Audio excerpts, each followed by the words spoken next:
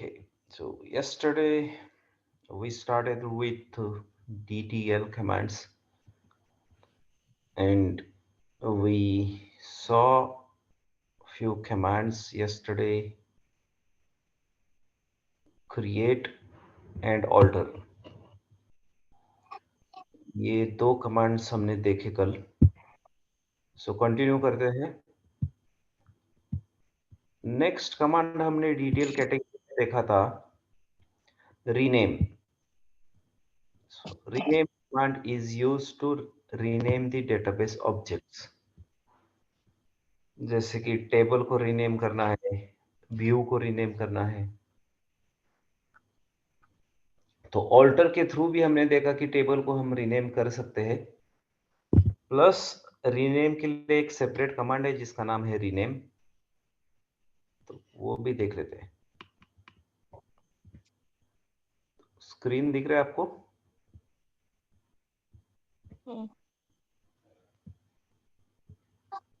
Yes, sir. Okay. So सबसे पहले let's connect to the HR schema.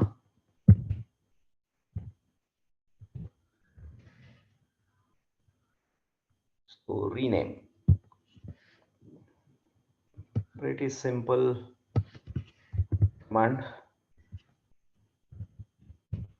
सबसे पहले ऊपर है ये सिंटैक्स। तो रीनेम कमांड के थ्रू अगर आपको ऑब्जेक्ट को रीनेम करना है तो आपको लिखना होता है रीनेम। अभी टेबल को रीनेम करना है इसलिए टेबल, तो ये टेबल के बदले व्यू हो सकता है, फंक्शन हो सकता है, इंडेक्स हो सकता है। तो हम अभी टेबल को रीनेम करने जा रहे हैं, तो आपको लिखेंगे rename table old name to new name. तो जैसे कि अपने पास EMP नाम का टेबल है, कल हमने एक EMP नाम का टेबल बनाया था। तो we will rename this EMP table to EMP underscore new. So let's try this.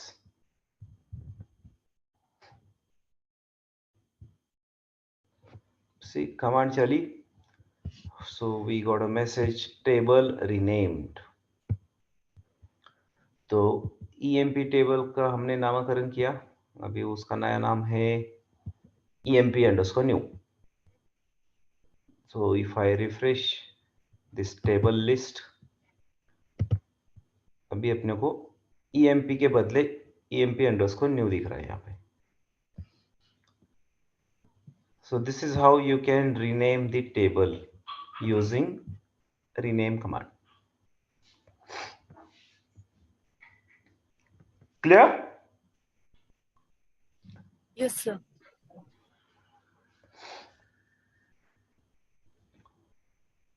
Now अभी दो कमांड बचे हैं, ट्रंकेट एंड ड्रॉप। सो वो भी देख लेते हैं।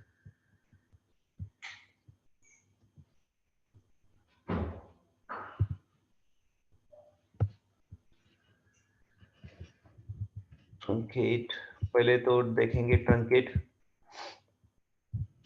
सो ट्रंकेट कमांड का भी सिंटैक्स बहुत सिंपल। सो कोई भी टेबल को ट्रंकेट करना है तो आप लिखोगे ट्रंकेट टेबल, टेबल का नाम। So very simple syntax. Example, आप एक्सप्लेन कर सकते हैं ट्रंकेट किस लिए यूज करते हैं? ऑलरेडी एक्सप्लेन हो चुका है, आपने प्रीवियस सेशन अटेंड नहीं किए मैम।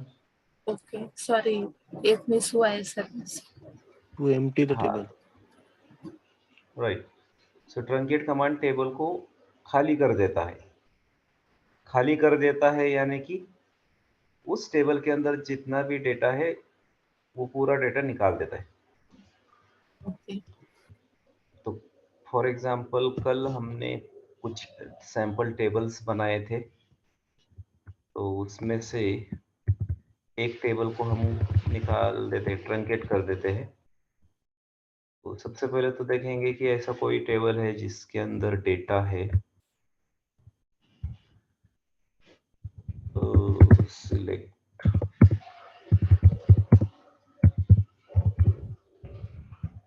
एम्प्लॉइज में देखते हैं।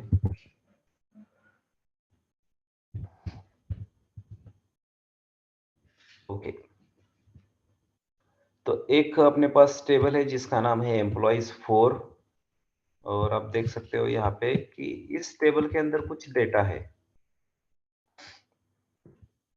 सो we will truncate this table. So I will write truncate table और उसके आगे टेबल का नाम एम्प्लॉइज 4। ट्रंकेट कमांड क्या करता है, तो टेबल को खाली कर देता है, यानी कि ये जो उसके अंदर जो कुछ भी डेटा है ये पूरा डेटा निकाल देता है। सो लेट्स सी।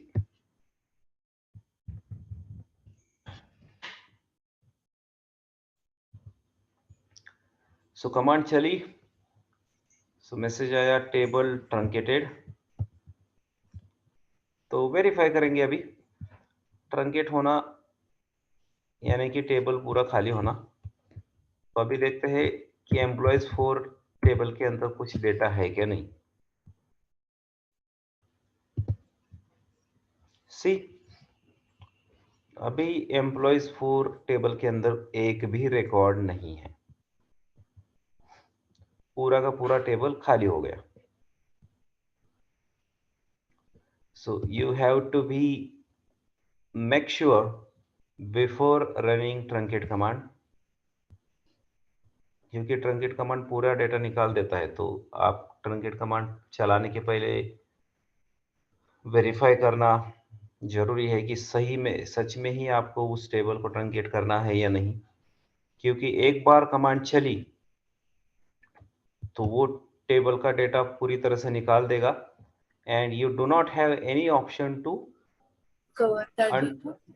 हाँ, क्योंकि ये DDL कमांड है और DDL commands are auto commit by default, यानी कि एक बार कमांड चली तो वो चेंजेस अपने आप सारे सेव हो जाते हैं। So you have to be make sure.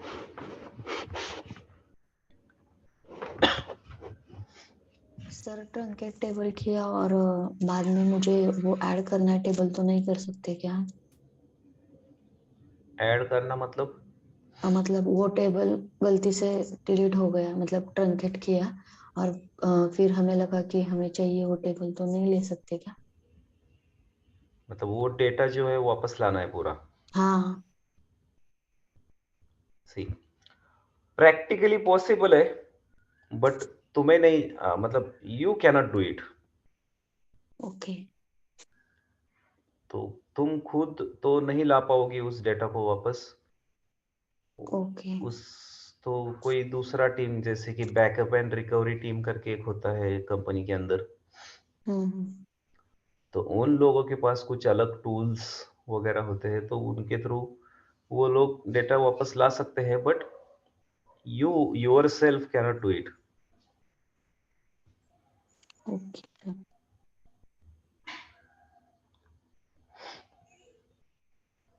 So truncate command clear है? Yes Yes, sir.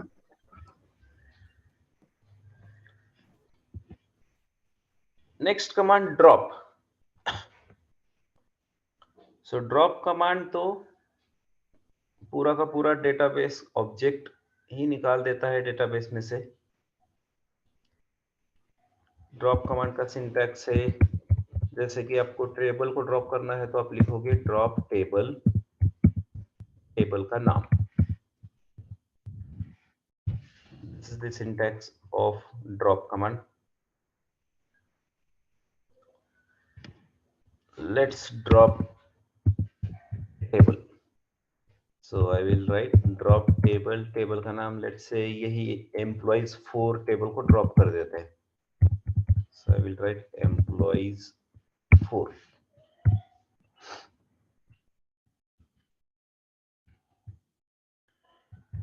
सो ये ड्रॉप कमांड क्या करेगा, तो पूरा के पूरा टेबल डेटाबेस में से कंप्लीटली रिमूव करेगा।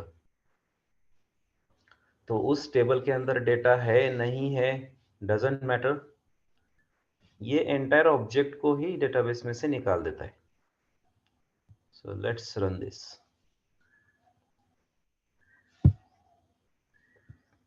सो कमांड चली, table dropped, table employees 4 dropped.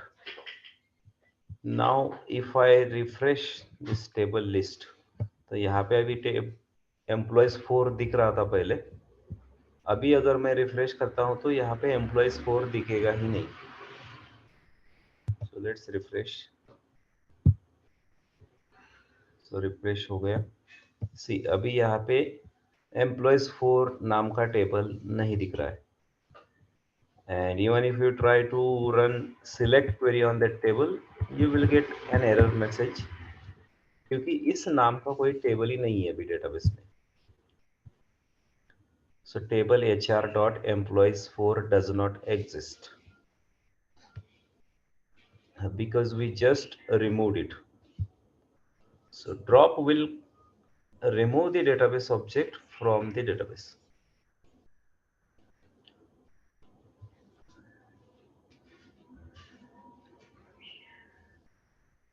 Clear?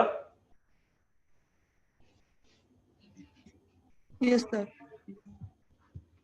So drop and truncate command चलाने के पहले आपको मतलब पूरी तरह से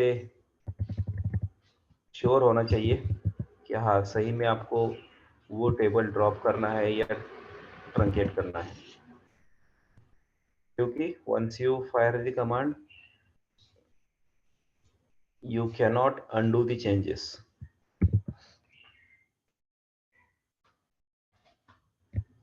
इंडेक्स को ड्रॉप करना है तो कुछ इस तरीके से लिखोगे आप, ड्रॉप इंडेक्स, इंडेक्स का नाम, ऑन, कीवर्ड ऑन और टेबल का नाम। ड्रॉप इंडेक्स, इंडेक्स का नाम है emp underscore name underscore idx on which table, so emp underscore new table. So let's drop the index as well.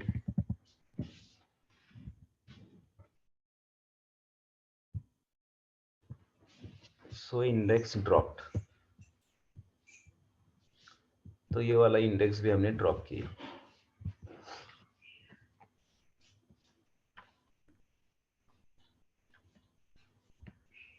सो जितने हमने कमांड्स टीडीएल कैटेगरी के अंदर पढ़े थे वो सारे कमांड्स हमने प्रैक्टिकली करके देखे।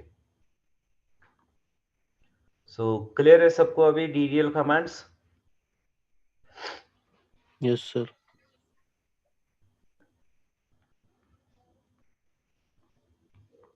Everyone? Yes, sir.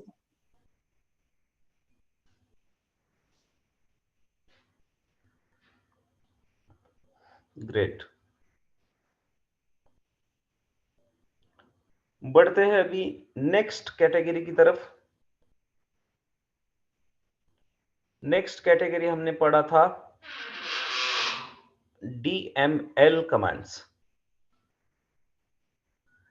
Right? Yes sir. तो DML कमांड्स कब यूज करते हैं बताओ जरा। डेटा मॉडिफिकेशन, डेटा इंसर्ट करना हो, कुछ अपडेट करना हो डेटा में और डिलीट करना हो तो यूज करते हैं सर। राइट। सो जब भी हमें डेटा के रिलेटेड कुछ एक्शन लेनी है, डेटा यानी कि जो अपना एक्चुअल डेटा होगा, कंपनी का जो भी एक्चुअल डेटा रहता है, तो उस डेटा के ऊपर अगर आपको कुछ एक्शन लेनी है तो आप यूज करोगे DDL command, sorry DML commands. और DML कमांड के अंदर टोटल 3 कमांड हमने देखे थे, इंसर्ट, अपडेट एंड डिलीट। सो नाम से ही पता चलता है, इंसर्ट से हम नया डेटा इंसर्ट करेंगे, अपडेट से डेटा को मॉडिफाई करेंगे और डिलीट से डेटा को डिलीट करेंगे। सो ये तीनों कमांड भी हम अभी प्रैक्टिकली चला के देख लेते हैं। सो सबसे पहले देखते हैं इंसर्ट। तो इंसर्ट कमांड का सबसे पहले तो सिंटैक्स देख लेते हैं।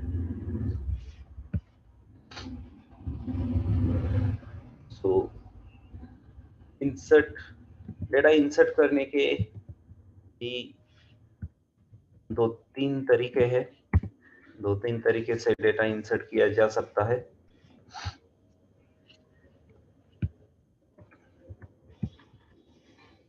सबसे पहले है, टेबल आपने बनाया है, टेबल के अंदर 10 कॉलम है, 10 कॉलम का टेबल आपने बनाया था, और out of those 10 columns you are inserting data into, let's say, only 5 columns. बाकी 5 कॉलम के अंदर आप नहीं इंसर्ट करने जा रहे हो।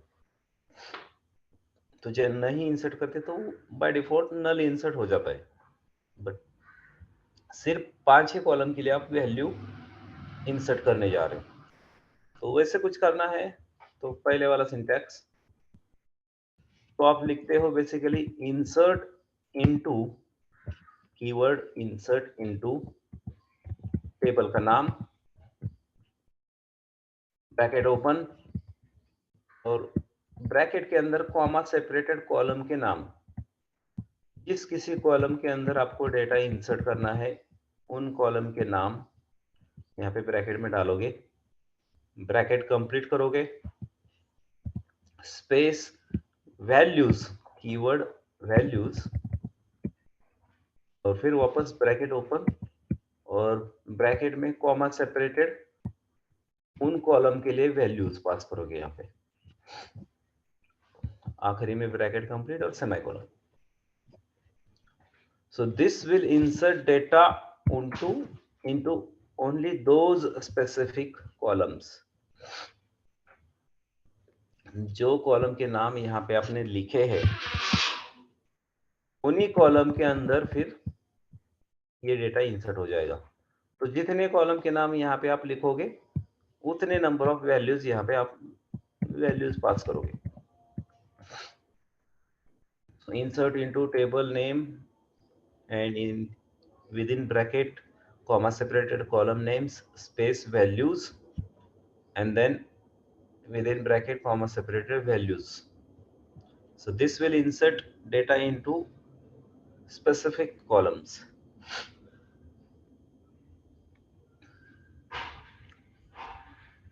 नेक्स्ट है, अगर सारे के सारे कॉलम के लिए वैल्यू आप पास करने वाले हो, तो टेबल के अंदर जितने भी कॉलम है टोटल सारे कॉलम्स के लिए अगर आप वैल्यू पास करना चाहते हो या पास करने वाले हो, तो आप लिखोगे इंसर्ट इनटू टेबल का नाम एंड देन डायरेक्टली वैल्यूज और with in bracket comma separated value for each column,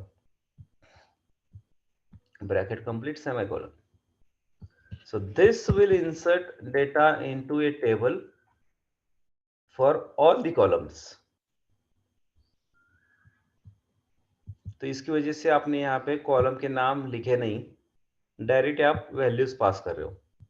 तो डायरेक्टली वैल्यूज पास कर रहे हो यानी कि डेटाबेस समझ लेगा कि आप सारे के सारे कॉलम के लिए वैल्यूज इंसर्ट करने वाले हो।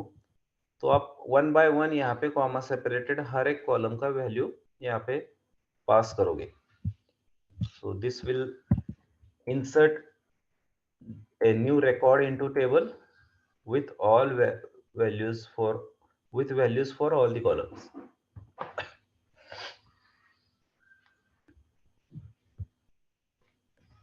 And then एक और तरीका है डेटा इंसर्ट करने का जो है इंसर्ट एज सिलेक्ट। तो जैसे हमने क्रिएट एज सिलेक्ट देखा था कल, क्रिएट एज सिलेक्ट से हमने एग्जिस्टिंग टेबल के जैसा एक नया टेबल बना दिया।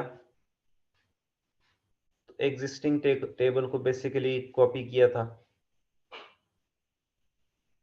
सेम अगर आपको एग्जिस्टिंग टेबल का डेटा कॉपी करके आपके टेबल में डालना है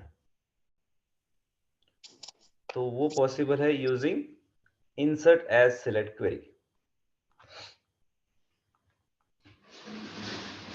तो उसके लिए आप लिखते हो इंसर्ट इनटू टेबल का नाम एंड देन स्पेसिफिक कॉलम में डेटा डालने वाले हो या पूरे कॉलम में डेटा डालने वाले हो, डिपेंड करता है उसके बेसिस पे कॉलम के नाम यहाँ पे आप लिखोगे या नहीं। स्पेसिफिक कॉलम में ही सिर्फ डेटा इंसर्ट करना है तो कॉलम के नाम यहाँ पे लिखोगे। सारे कॉलम के अंदर डेटा इंसर्ट करने वाले हो तो इन कॉलम के नाम लिखने की जरूरत नहीं है। तो इंसर्ट इनटू टेबल नेम और उसके नीचे लिखोगे सिलेक्ट की क्वेरी।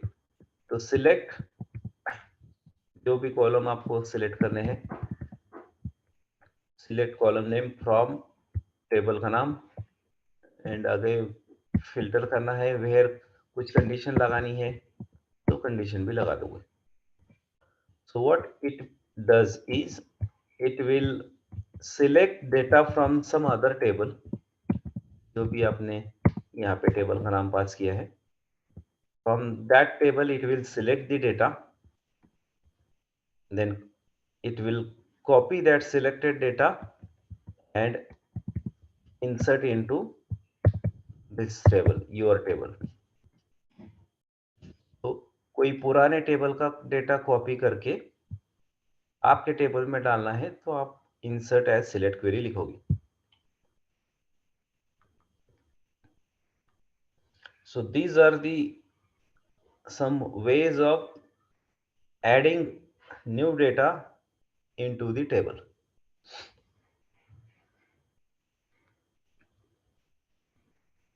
ठीक है।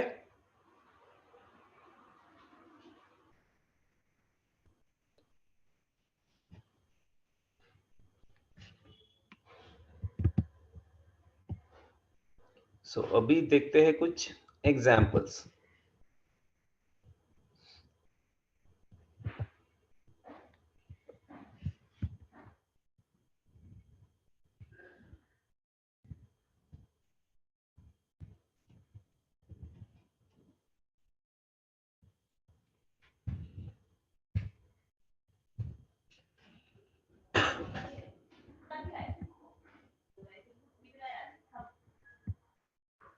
तो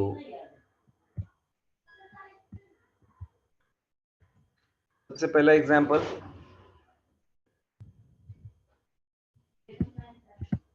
इंसर्ट इनटू टेबल का नाम customers.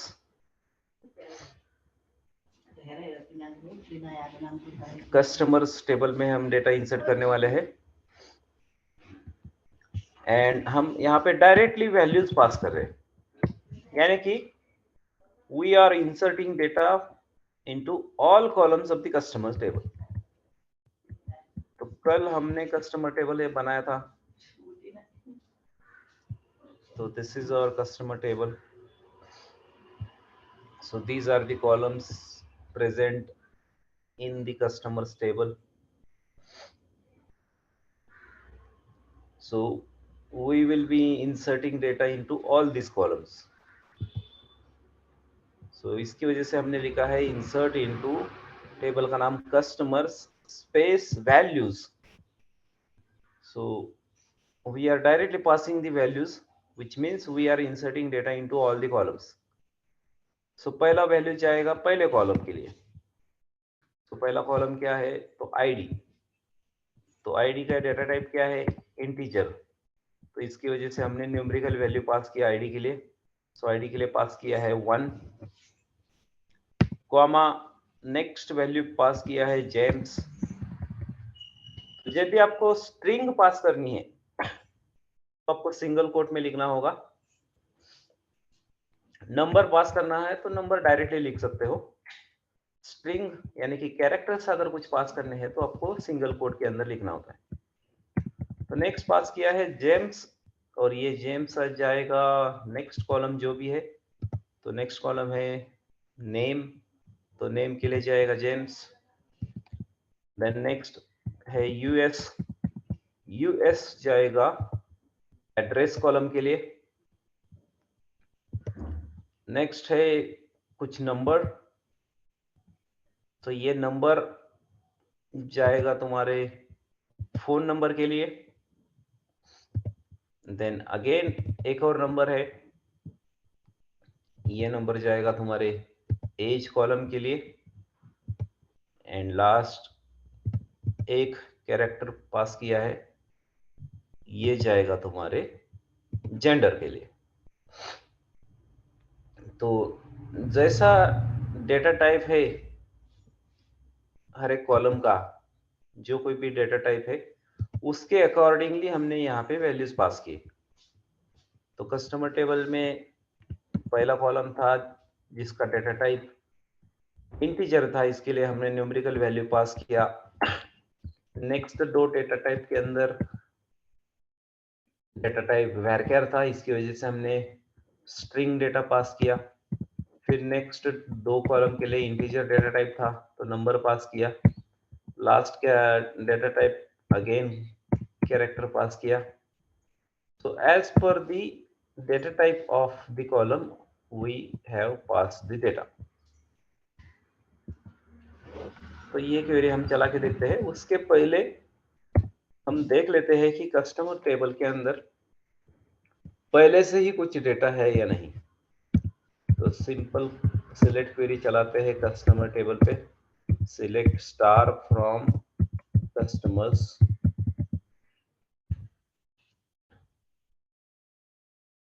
So we will first check whether is there any data present in the customers table. So नहीं है, टेबल पूरा खाली है। So let's insert first record in the customers table.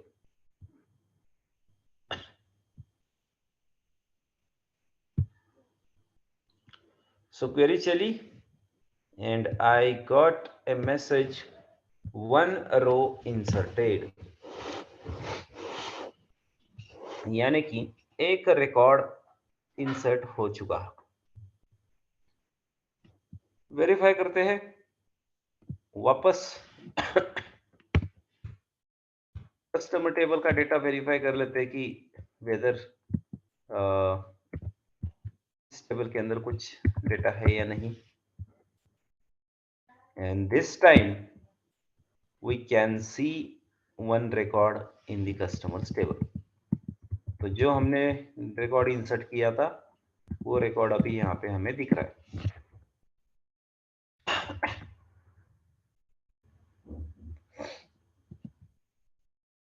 ID के लिए गया 1, नेम के लिए गया जेम्स, एड्रेस के लिए गया यूएस, फोन नंबर के लिए कुछ फोन नंबर जो हमने पास किया था वो गया, एज के लिए जो वैल्यू पास किया था वो गया है, जेंडर के लिए एम। सो सारे कॉलम के लिए डेटा हमने यहाँ पे पास किया और एक रिकॉर्ड इंसर्ट हो चुका है।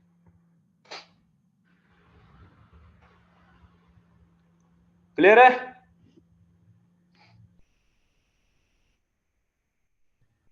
Yes sir.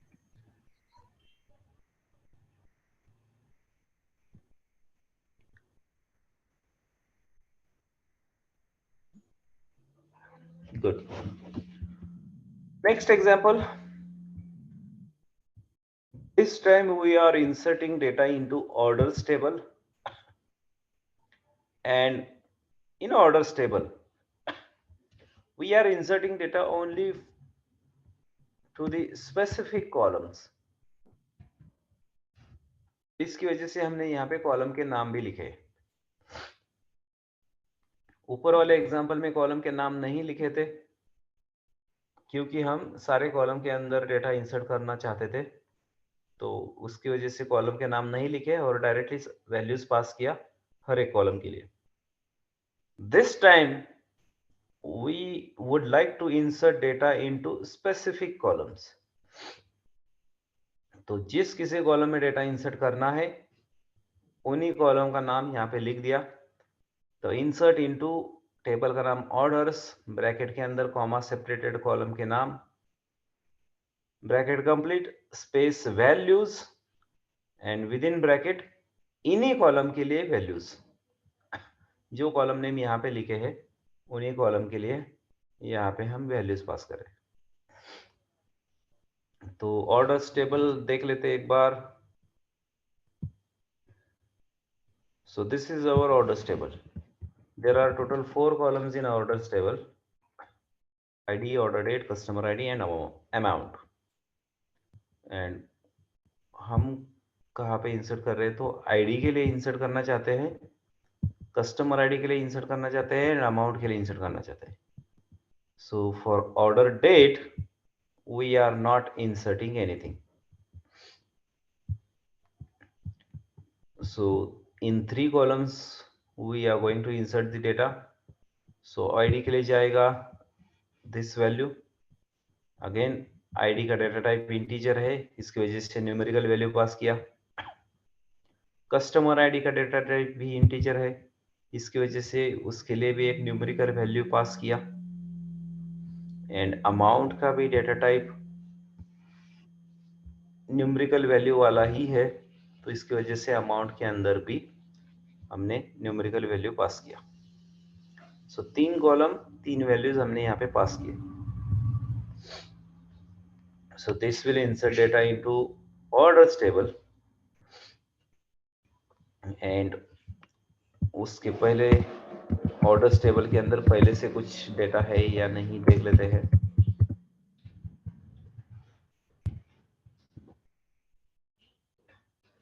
ऑर्डर टेबल भी पूरा खाली है, तो let's insert into orders table.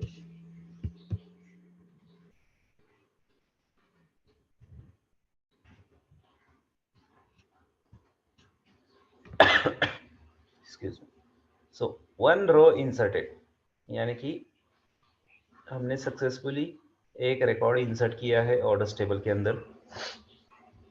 Verify कर लेते हैं।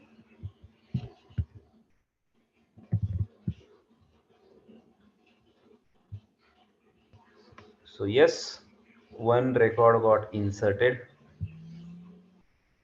ID के लिए पास किया था 101, यहाँ पे आ गया 101। कस्टमर ID के लिए 1 पास किया था, अमाउंट के लिए 10,000 पास किया था। और कोई भी कॉलम के लिए अगर वैल्यू पास नहीं करते हैं तो वो बाय डिफॉल्ट क्या करता है, तो नल इंसर्ट करता है। नल यानी कि यहाँ पे कुछ भी वैल्यू नहीं है, ये पूरा कॉलम ब्लैंक है। सिर्फ अपने अंडरस्टैंडिंग के लिए यहाँ पे वो ऐसे नल करके दिखाता है। नल यानी कि समझ जाने का कि ये कॉलम ब्लैंक है।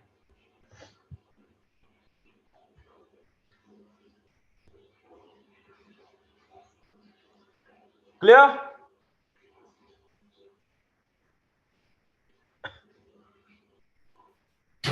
Yes, sir.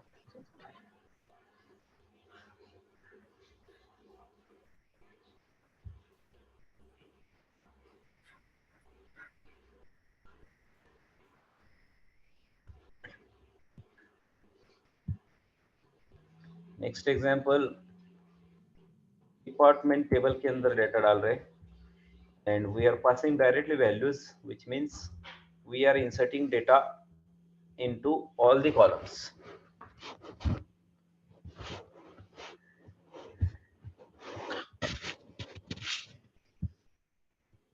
So let's run this.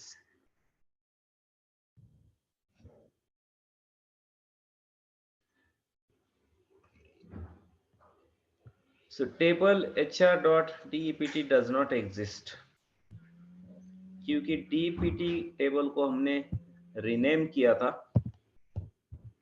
तो dpt टेबल का नाम, नया नाम जो है क्या है, तो dpt_rename ये नाम है।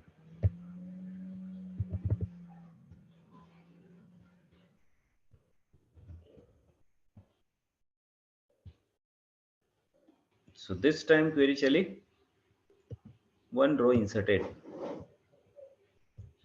Let's check it out.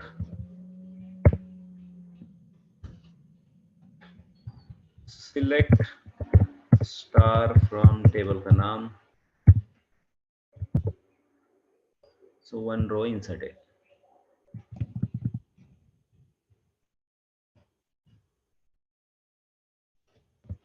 One more example. This time we are inserting data into EMP table. EMP table का नाम भी हमने चेंज किया था EMP_new. और EMP टेबल में से इस कॉलम के अंदर डेटा इंसर्ट करने जा रहे हैं, तो EMP number, E name, job, sal and department number. EMP table के अंदर टोटल देखो 8 कॉलम है. Out of 8 columns, we are inserting data into 1, 2, 3, 4 and 5. 5 columns. 3 column के लिए डेटा इंसर्ट नहीं करने वाले. तो जिस किसी कॉलम के अंदर डेटा इंसर्ट करना है उन्हीं कॉलम के नाम यहाँ पे लिख दे, स्पेस वैल्यूज और उन्हीं कॉलम के वैल्यूज. तो पहला जाएगा वैल्यू पहले कॉलम के लिए यहाँ पे जो लिखा है, ये दूसरा वैल्यू जाएगा दूसरा कॉलम का नाम जो भी हमने यहाँ पे लिखा है, तीसरा इसके लिए जाएगा. तो सीक्वेंशियली वैल्यू पास किए. तो पहला न्यूमेरिकल था तो न्यूमेरिकल के लिए नंबर पास किया. जहाँ पे स्ट्रिंग डेटा है वहाँ पे स्ट्रिंग डेटा पास किया. So let's execute this.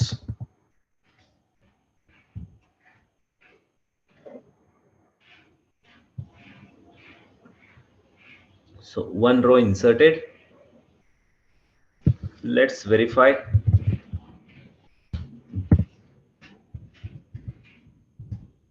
Select star from EMP_new. तो यस, एक रिकॉर्ड इंसर्ट हो गया. तो MGR के लिए हमने कुछ वैल्यू पास नहीं किया था, इसकी वजह से नल दिखा रहा है. हायर डेट के लिए भी कुछ पास नहीं किया था तो इसकी वजह से यहाँ पे नल. और कमीशन तो यहाँ पे भी नल. तो 3 कॉलम छोड़ के बाकी कॉलम के लिए वैल्यू पास किया था, तो उनके उन्हीं कॉलम के लिए यहाँ पे वैल्यू दिखा रहा है.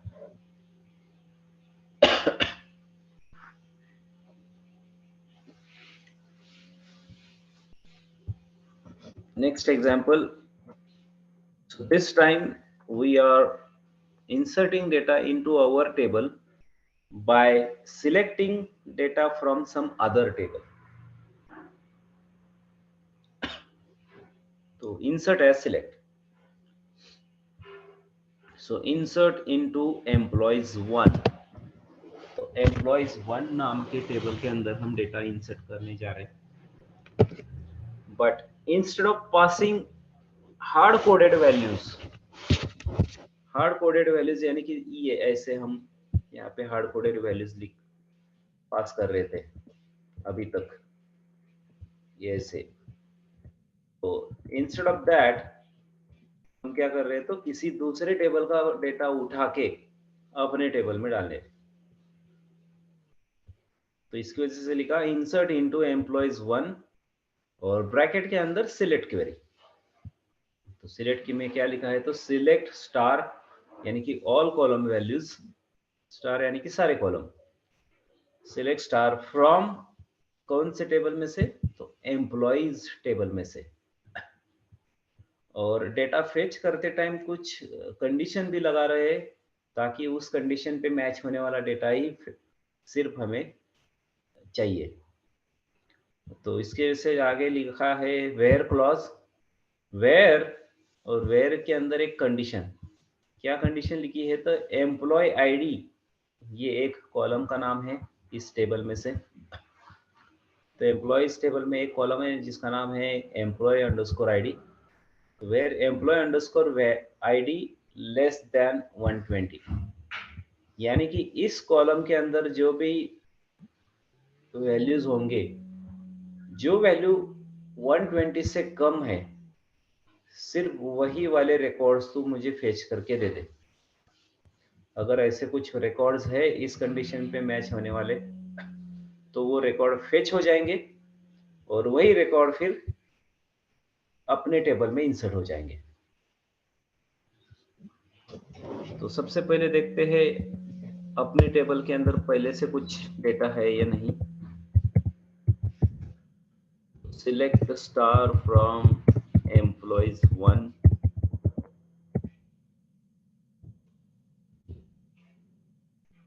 सो नहीं है, अपना टेबल पूरा खाली है।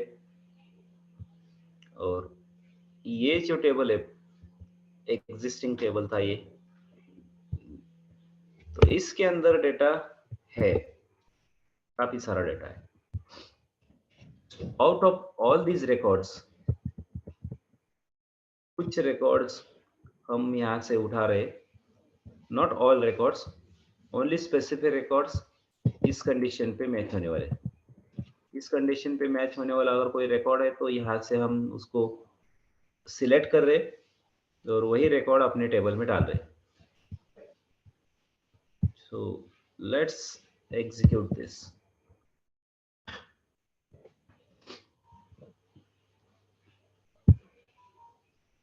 सो क्वेरी चली और मैसेज आया 20 रोज इंसर्टेड, यानी कि एम्प्लॉयज टेबल में से 20 रिकॉर्ड ऐसे थे जो ये कंडीशन पे मैच होते थे।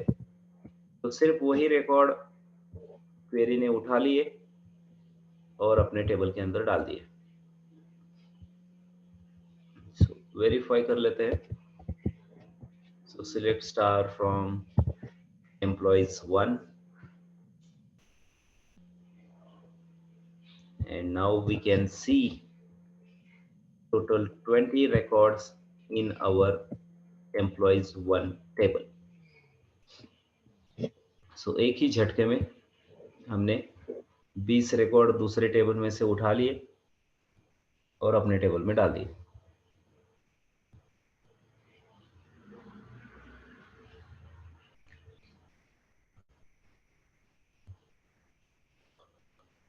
Clear?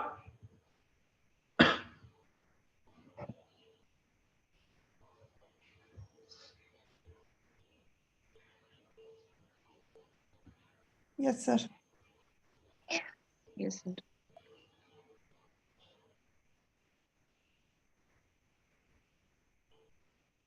So this is how you can insert data into the table.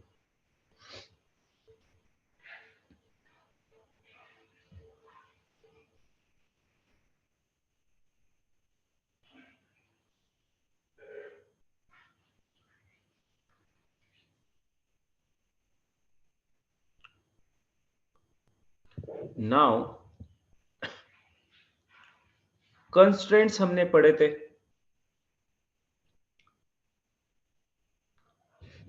क्या होते हैं constraints? बताओ जरा।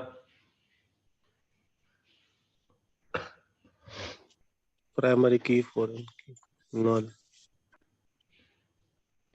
So why do we use it?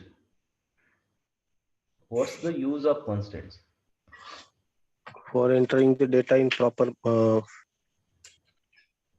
format.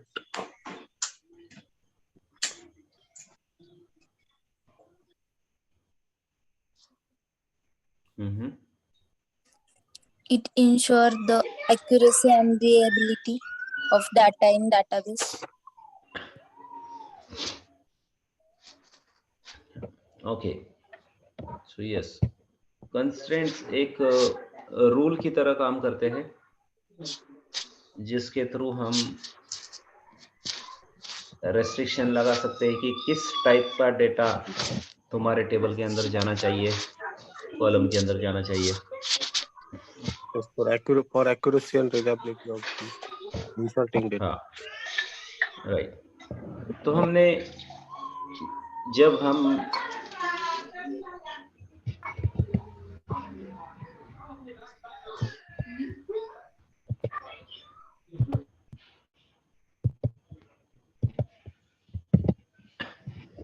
सो कल जब हमने कुछ सैंपल टेबल्स बनाए, तो सैंपल टेबल बनाते टाइम हमने कंस्ट्रेंट भी अप्लाई किए थे। तो अभी हम क्या करेंगे, हर एक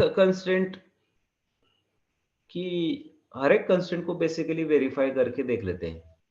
तो जितने भी कंस्ट्रेंट हमने पढ़े थे, हर एक कंस्ट्रेंट का कुछ ना कुछ अलग सा काम है, तो हम प्रैक्टिकली उसको टेस्ट करके देखते हैं कि हाँ भाई, ये जो हमने कंस्ट्रेंट पढ़ा है कि ये कंस्ट्रेंट अप्लाई किया तो ऐसा होता है, तो ये प्रैक्टिकली देख लेते हैं वेरीफाई करके कि सच में वैसे ही होता है क्या। तो बेसिकली कंस्ट्रेंट का रूल जो है, हर एक कंस्ट्रेंट का कोई ना कोई एक रूल है, तो हर एक कंस्ट्रेंट का रूल जो है हम तोड़ के देखेंगे। रूल तोड़ा तो क्या होता है देख लेते हैं। अगर रूल तोड़ने के बाद भी डेटा इंसर्ट हो रहा है या नहीं, ये हम वेरीफाई कर लेते हैं।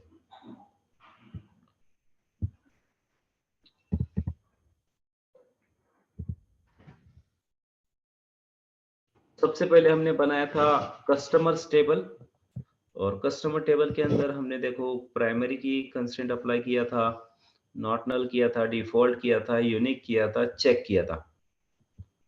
तो ये सारे कंस्ट्रेंट क्या करेंगे, हम हर सारे कंस्ट्रेंट का रूल तोड़ के देखेंगे और देखते हैं कि डेटा इंसर्ट हो जाता है या नहीं। तो सबसे पहले देखते हैं प्राइमरी की। तो प्राइमरी की क्या करता है, uniquely identifies each rows or records in database table. Yes. So primary की जो है, किसी कॉलम के ऊपर अगर आप लगाते हो तो उस कॉलम के अंदर आप डुप्लीकेट वैल्यूज इंसर्ट नहीं कर सकते। प्लस प्राइमरी की अगर किसी कॉलम पे ऊपर लगाया तो वहां पे नल वैल्यू भी अलाउड नहीं होता। नल वैल्यू अलाउड नहीं होता यानी कि उस कॉलम को आप ब्लैंक नहीं छोड़ सकते डेटा इंसर्ट करते टाइम। कंपलसरी उस कॉलम को आपको कुछ ना कुछ वैल्यू पास करना ही होगा। तो देख लेते हैं।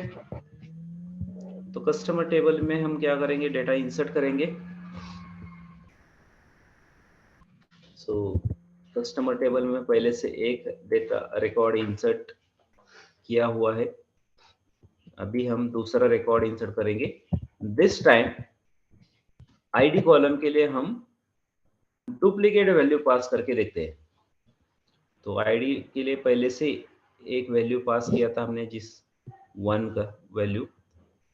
नेक्स्ट रिकॉर्ड इंसर्ट करते हैं। नेक्स्ट रिकॉर्ड इंसर्ट करते टाइम आईडी के लिए सेम वैल्यू हम रखते हैं 1, तो वो डुप्लीकेट हो जाएगा।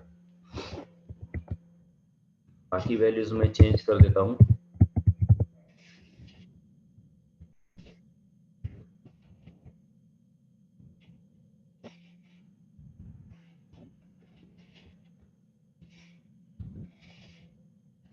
ठीक है। सो आईडी के लिए मैं मैंने पास किया है 1, नेम के लिए रॉबर्ट, एड्रेस के लिए यूके, फोन नंबर के लिए कुछ फोन नंबर, एज में 33 एंड जेंडर में मैं यम। बट 1 ऑलरेडी आईडी के लिए इंसर्ट हो चुका है, तो ये दोबारा अलाउ नहीं करेगा, क्योंकि अगर दोबारा अलाउड किया तो ये डुप्लीकेट हो जाएगा। और आईडी के ऊपर हमने लगाया है प्राइमरी की, और प्राइमरी की डुप्लीकेट अलाउ नहीं करता। सो देख लेते हैं कि whether this record gets inserted और नॉट।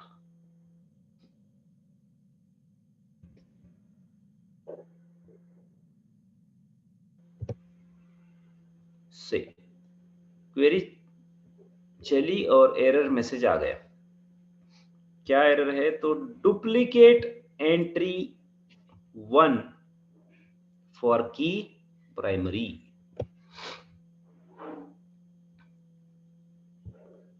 तो रिकॉर्ड इंसर्ट हुआ नहीं, क्वेरी अपनी फेल हो गई। क्यों फेल हो गई, क्योंकि आईडी नाम का जो कॉलम है कस्टमर टेबल के अंदर, उसके ऊपर लगाया है प्राइमरी की, और प्राइमरी की डुप्लीकेट वैल्यूज अलाउड नहीं करता, और हमने डुप्लीकेट वैल्यू इंसर्ट करने की कोशिश की।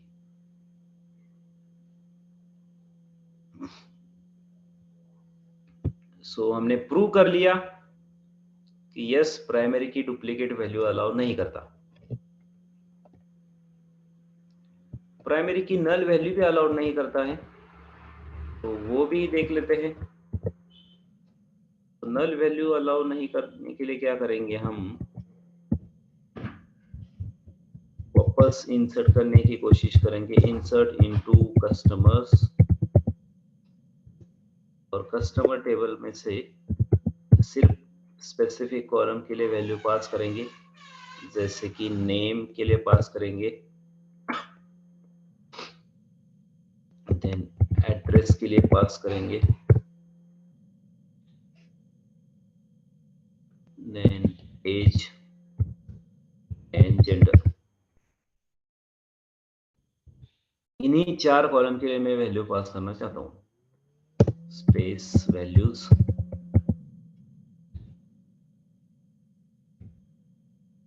तो नेम में मैं पास करूंगा रॉबर्ट,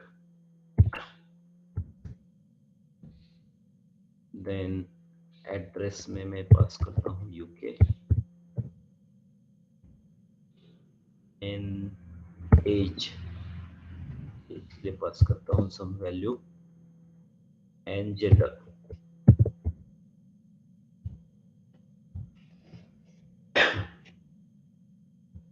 तो सिर्फ 4 कॉलम के लिए मैंने वैल्यू पास किया है। जिस किसी कॉलम के लिए वैल्यू पास नहीं किया तो बाय डिफॉल्ट वहां पे वो क्या करता है, तो नल इंसर्ट कर देता है। बट आईडी के ऊपर लगाया है प्राइमरी की नल वैल्यू अलाउड नहीं करता है। देख लेते हैं।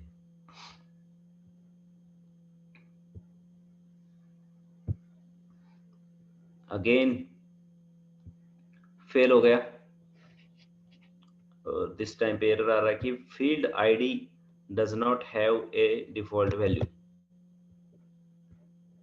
तो आईडी के लिए हमने कुछ वैल्यू पास नहीं किया था, तो उसने फिर देखा कि कोई डिफॉल्ट वैल्यू सेट है या नहीं, तो वो भी नहीं है, तो उसने फेल कर दिया क्वेरी को, क्योंकि नल वैल्यू वो आईडी के लिए इंसर्ट करने नहीं देता।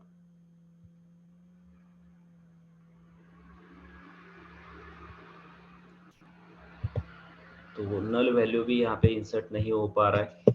नल वैल्यू इंसर्ट करने के लिए आप ऐसे नल भी लिख सकते हो। यहाँ पे नल यानी कि ये ब्लैंक है, यहाँ पे मैं कुछ इंसर्ट नहीं करने जा रहा हूँ। तो ये पहला वाला जाएगा आईडी के लिए, नेम के लिए जाएगा, ये एड्रेस के लिए जाएगा, phone number and this. So if I try to run this query, it will also fail.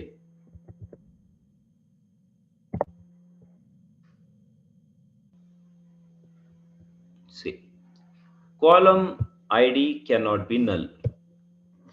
ID column null हो नहीं सकता। क्यों नहीं हो सकता? क्योंकि ID कॉलम के ऊपर लगाया है हमने प्राइमरी की, और प्राइमरी की ना तो डुप्लीकेट अलाउड करता है ना नल अलाउड करता है।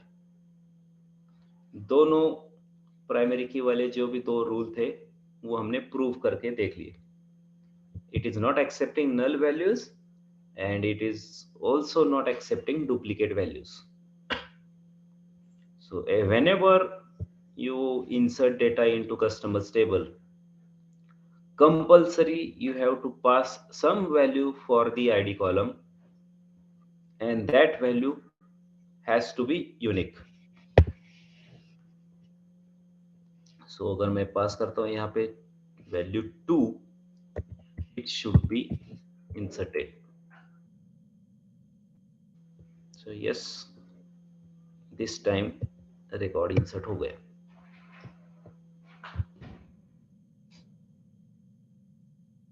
तो प्राइमरी की के जो भी रूल थे वो हमने रूल प्रैक्टिकली प्रूव करके देख लिए। क्लियर है? Yes, sir.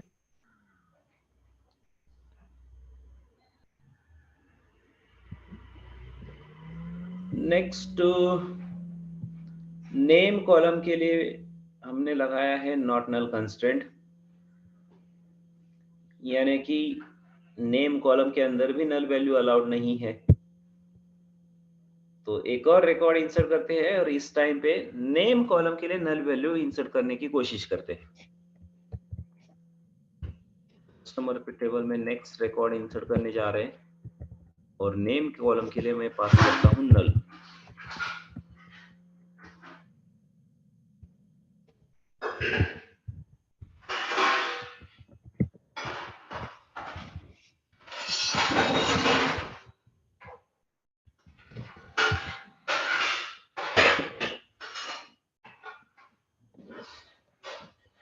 तो पहला वाला वैल्यू जाएगा आईडी के लिए, दूसरा वाला वैल्यू जाएगा नेम के लिए, तीसरा वाला जाएगा एड्रेस, चौथा phone number, then age and gender.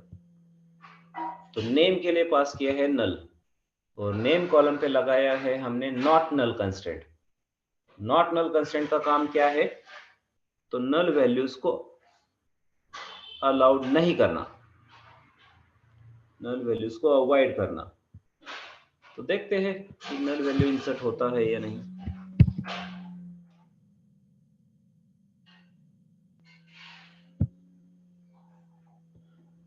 सो नहीं हुआ, एरर आ गया, column name can not be null, क्योंकि नेम कॉलम पे हमने लगाया था not null constraint. Not null constraint का काम ही वही है, नल वैल्यूज को अलाउड नहीं करना। सो जब भी डेटा इंसर्ट करोगे कस्टमर टेबल में, नेम कॉलम के लिए कंपलसरी कुछ ना कुछ वैल्यू आपको पास करना ही होगा।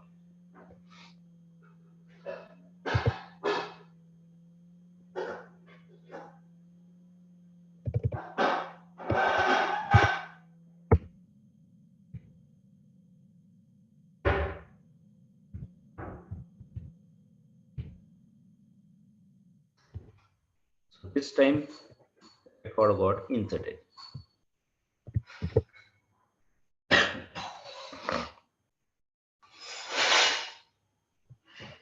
तो प्राइमरी की कंस्ट्रेंट देखा हमने वेरीफाई करके, नॉट नल कंस्ट्रेंट भी देख लिया। नेक्स्ट देखते हैं एड्रेस।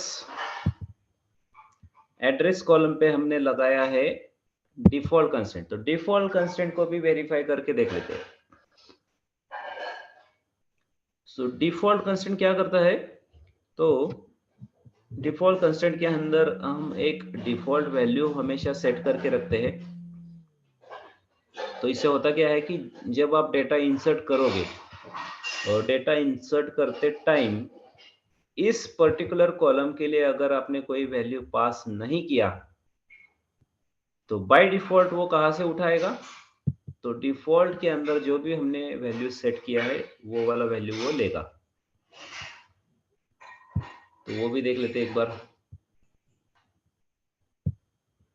सो इंसर्ट करते हैं कस्टमर टेबल में, आईडी के लिए वैल्यू इंसर्ट करेंगे, नेम के लिए करेंगे, एड्रेस के लिए नहीं करेंगे, देन फोन नंबर के लिए नहीं करते हैं, एज एंड जेंडर। आईडी के लिए पास करता हूं मैं number 4,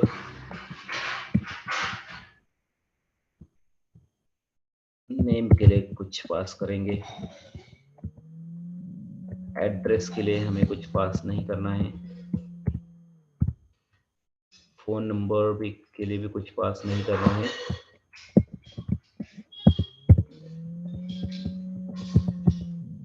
as and gender. So ID के लिए पास किया नंबर 4, नेम के लिए जैक, एज में 25, जेंडर में एम। तो एड्रेस में हमने इस बार कुछ पास नहीं किया है और एड्रेस के ऊपर हमने लगाया है डिफॉल्ट कंस्ट्रेंट और डिफॉल्ट के अंदर हमने वैल्यू सेट किया है Pune. So let's see, let's execute this. So query चली, 1 row inserted, let's verify. See, address के लिए तो हमने कुछ भी पास नहीं किया था, फिर भी यहाँ पे पुणे दिखा रहा है। ये पुणे कहाँ से आया? तो ये पुणे आया है डिफॉल्ट कंस्ट्रेंट से। डिफॉल्ट कंस्ट्रेंट हमने लगाया था एड्रेस कॉलम पे और डिफॉल्ट के अंदर हमने वैल्यू सेट किया था पुणे, इसकी वजह से यहाँ पे दिख रहा है आपको Pune. So whenever you insert data into customers table and you do not pass any value for the address column, it will take the default value.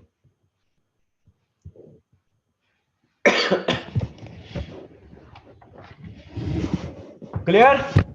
Default constraint कैसे काम करता है?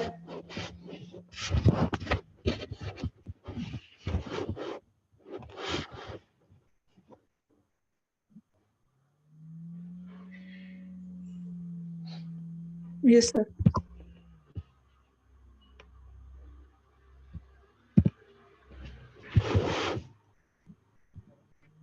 नेक्स्ट, फोन नंबर पे लगाया है unique constraint. So unique constraint का काम भी क्या है? तो डुप्लीकेट वैल्यूज को अवॉइड करना। तो यूनिक कंस्ट्रेंट भी अगर आप लगाते हो किसी कॉलम के ऊपर तो वहां पे भी डुप्लीकेट वैल्यूज अलाउड नहीं होते हैं, but unique constraint null values को अलाउ कर देता है। तो ये हमने देख भी लिया यहाँ पे, फोन नंबर के लिए कुछ पास नहीं किया था तो उसने नल ले लिया। तो unique constraint can accept null values. तो एक तो पॉइंट यहाँ पे प्रूफ हो चुका कि नल वैल्यू यहाँ पे चल जाते हैं। अभी डुप्लीकेट लेता है या नहीं ये भी देख लेते हैं। तो एक और रिकॉर्ड इंसर्ट करते हैं। आईडी के लिए डालता हूं मैं नंबर 5।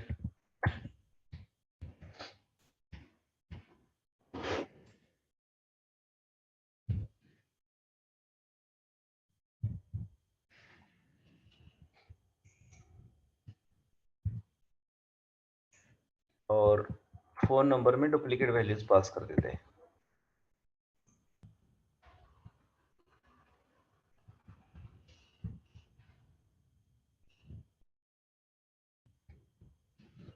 आईडी के लिए नंबर 5, नाम में कुछ नाम, देन एड्रेस। फोन नंबर में ये वाला वैल्यू ऑलरेडी किसी रिकॉर्ड के लिए इंसर्ट हो चुका है यहाँ पे। So we are trying to insert the same value for another record. तो देखते हैं कि ये रिकॉर्ड इंसर्ट होता है या नहीं।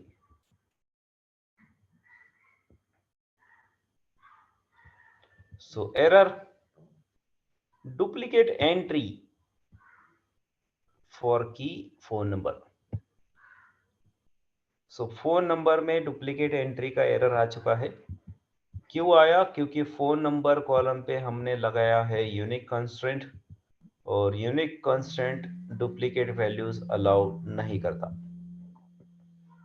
ये यहाँ पे प्रूफ हो चुका। So unique constraint duplicate allow नहीं करता बट नल अलाउ हो जाता है। तो ये भी हमने देख लिया, यहाँ पे नल इंसर्ट हो चुका है।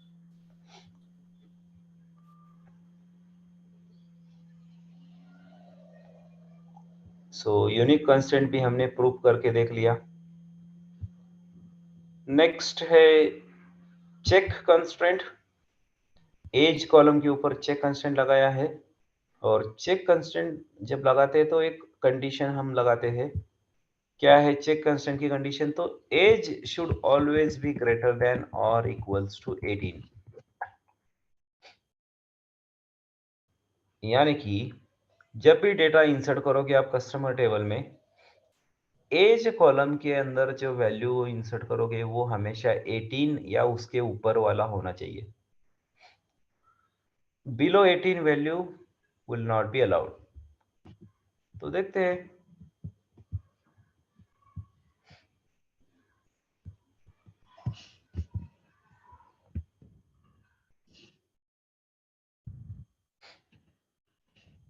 So I will pass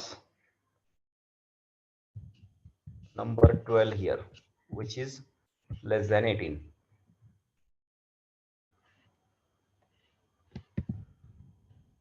Let's see.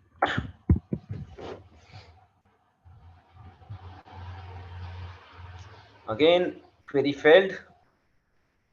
क्या है एरर? तो constraint age failed for HR.customers. So check constraint यहाँ पे फेल हो चुका है. क्यों फेल हो चुका है? क्योंकि चेक कंस्ट्रेंट के अंदर हमने कंडीशन क्या लिखा है? तो value in the age column should always be greater than or equals to 18. But we try to pass number 12 for the age column which is less than 18. तो इसकी वजह से रिकॉर्ड इंसर्ट नहीं हुआ. यहाँ पे हमेशा 18 और अबव वैल्यू होनी चाहिए.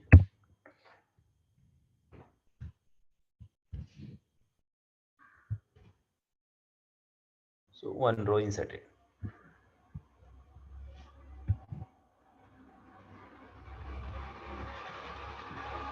तो चेक कंस्ट्रेंट भी हमने प्रूव करके देख लिया कि चेक कंस्ट्रेंट के अंदर जो कुछ भी कंडीशन हम लिखते हैं उस कंडीशन पे मैच होने वाला डेटा ही आप इंसर्ट कर सकते हो. अगर कंडीशन सेटिस्फाई नहीं होता तो डेटा इंसर्ट नहीं होता. तो हमने 1 2 3 4 5 कंस्ट्रेंट हमने प्रैक्टिकली प्रूफ करके देख लिए. अभी बचा है फॉरेन की कंस्ट्रेंट. तो फॉरेन की कंस्ट्रेंट भी हम प्रूफ कर लेते हैं. तो ऑर्डर्स टेबल के अंदर कस्टमर आईडी कॉलम जो है उसके ऊपर लगाया है हमने फॉरेन की कंस्ट्रेंट. और ये किसको रेफर करता है? तो आईडी नाम के कॉलम को रेफर करता है फ्रॉम द कस्टमर्स टेबल. यानी कि जब भी आप ऑर्डर्स टेबल में डेटा इंसर्ट करोगे तो यहाँ पे ये जो वैल्यू आएगा कस्टमर आईडी कॉलम के लिए, ये कौन सा वैल्यू होगा? तो ये इनमें से कोई ना कोई एक वैल्यू होगा. You cannot have any other value other than this in the orders table customers column. तो इसमें से कोई ना कोई एक वैल्यू वहां पे होगा. Because this customer ID from the orders table refers to what? So it refers to this ID column from the customers table.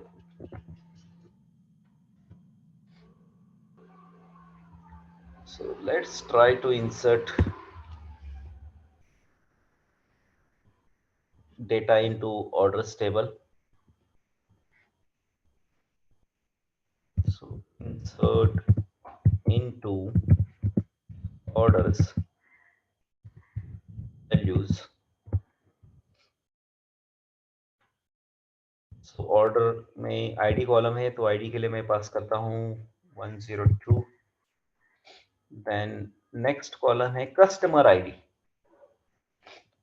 Customer ID के लिए मैं पास करता हूँ number 10. Next column order date है, sorry second column order date है. तो second value मुझे date pass करनी होगी. हर एक डेटाबेस में डेट डिस्प्ले करने का एक डिफॉल्ट फॉर्मेट होता है. तो MySQL MariaDB में क्या है देख लेते हैं एक बार.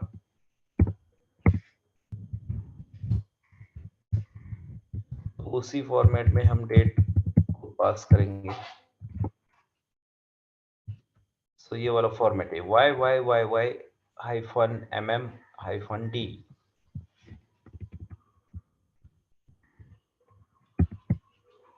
सो डेट में मैं पास कर देता हूँ YYYY-MM-D.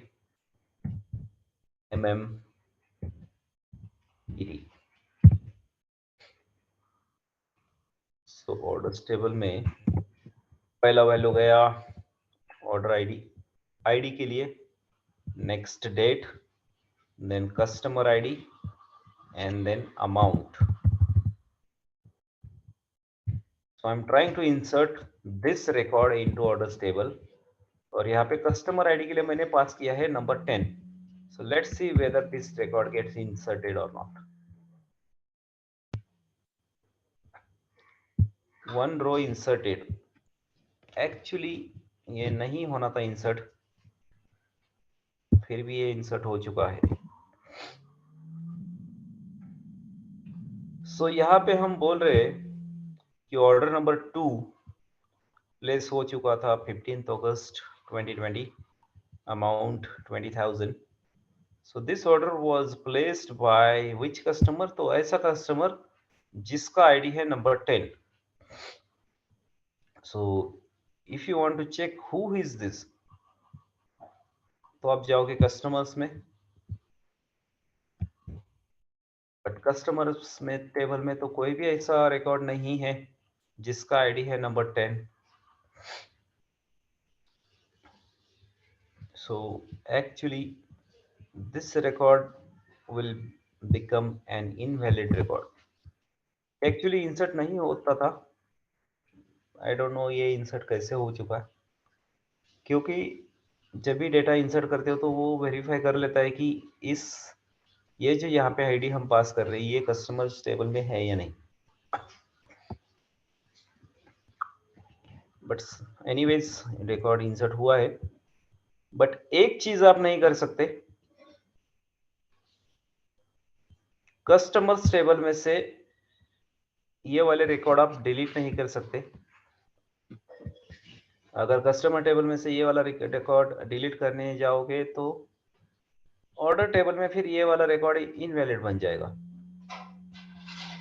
तो वो भी हम एक बार देख लेते हैं.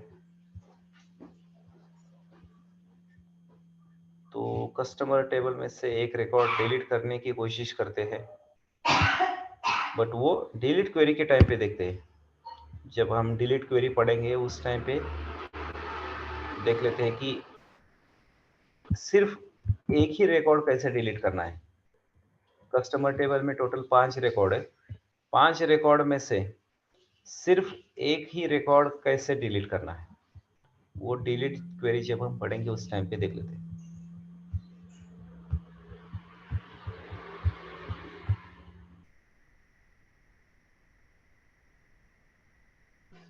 So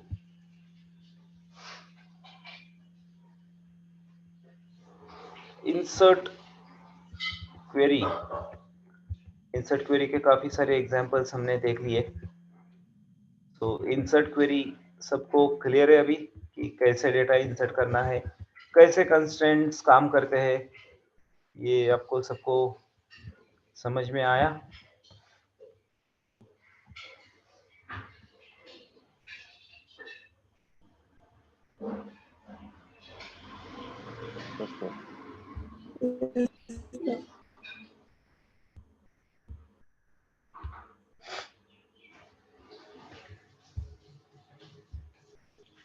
good. इंसर्ट के बाद बढ़ते हैं नेक्स्ट डीएमएल कमांड की तरफ. नेक्स्ट डीएमएल कमांड हमने पढ़ा था update. Update command is used to modify the existing records from the table. तो अपडेट कमांड का सबसे पहले देखते हैं सिंटैक्स.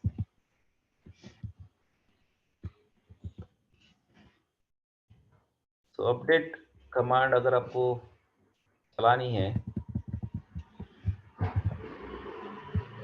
तो आपको लिखना है कुछ इस तरीके से.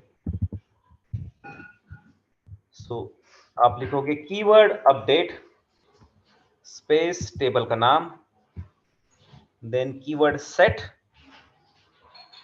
और जो भी कॉलम का वैल्यू आपको मॉडिफाई करना है, जैसे कि कॉलम नेम इक्वल्स टू नया value, comma next column name equals to नया वैल्यू. तो जितने भी कॉलम्स आपको मॉडिफाई करने हैं उतने कॉलम के आप कॉलम नेम इक्वल टू नया वैल्यू पास करोगे और आगे वेयर कंडीशन दोगे, वेयर क्लॉज के अंदर एक कंडीशन भी दोगे, तो इस कंडीशन पे मैच होने वाले रिकॉर्ड्स ही सिर्फ अपडेट हो जाएंगे। अगर आप वेयर कंडीशन नहीं लगाते तो ये वेयर कंडीशन ऑप्शनल होता है, हमेशा आपकी रिक्वायरमेंट के हिसाब से आप यूज करते हो। अगर वेयर कंडीशन नहीं लगाओगे तो ये जो कॉलम के वैल्यूज आप अपडेट कर रहे हो, क्या होगा, तो सारे रिकॉर्ड के लिए वैल्यूज अपडेट हो जाएगी। तो उस टेबल के अंदर जितने भी नंबर ऑफ रिकॉर्ड्स है, सारे रिकॉर्ड्स के लिए ये पर्टिकुलर कॉलम का वैल्यू जो भी आपने मॉडिफाई किया है, सारे रिकॉर्ड के लिए मॉडिफाई हो जाएगा। तो वैसे तो आप कभी करते नहीं, आपको सिर्फ स्पेसिफिक रिकॉर्ड ही मॉडिफाई करने होते हैं, तो इसकी वजह से आप वेयर क्लॉज के अंदर कंडीशन डालोगे, तो इस कंडीशन पे मैच होने वाले जो भी रिकॉर्ड होंगे, सिर्फ उन्हीं रिकॉर्ड के लिए फिर आपके कॉलम के वैल्यूज मॉडिफाई हो जाएंगे। So syntax simple, update table name set column name equal to new value, column name equal to new value, where condition.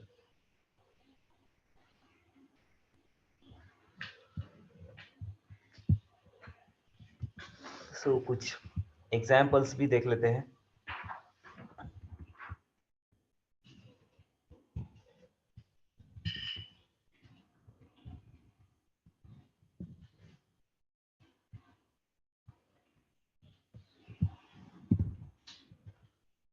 So first example, update table का नाम customers, so I'm gonna modify the customers table. What modifications I'm gonna do? So set address equals to UK. So address column के अंदर value मैं modify करने जा रहा हूँ, address equal to मैं करने जा रहा हूँ यूके, और आगे कंडीशन लिखा है वेयर आईडी इक्वल्स टू 1, यानी कि ऐसे रिकॉर्ड के लिए तू एड्रेस कॉलम का वैल्यू मॉडिफाई कर जहां पे आईडी कॉलम का वैल्यू क्या है, तो 1 है। अब कस्टमर्स टेबल का डेटा अगर देखोगे,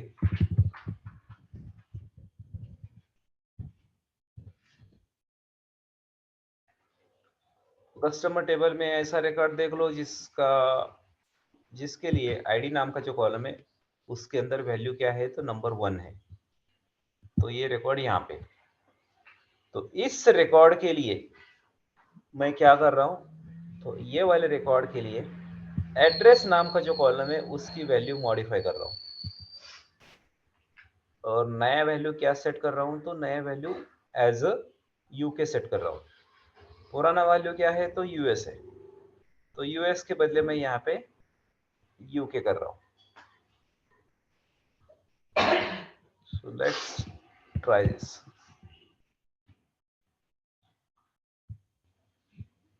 So query चल गई and I got a message 1 row updated, यानी कि इस कंडीशन पे मैच होने वाला उसको एक रिकॉर्ड मिला और वही रिकॉर्ड के लिए उसने अपडेट कर दिया। क्या अपडेट किया, तो एड्रेस कॉलम की वैल्यू अपडेट की।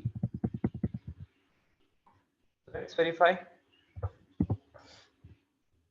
देखो यहाँ पे अभी यूके दिख रहा है, पहले यहाँ पे यूएस था।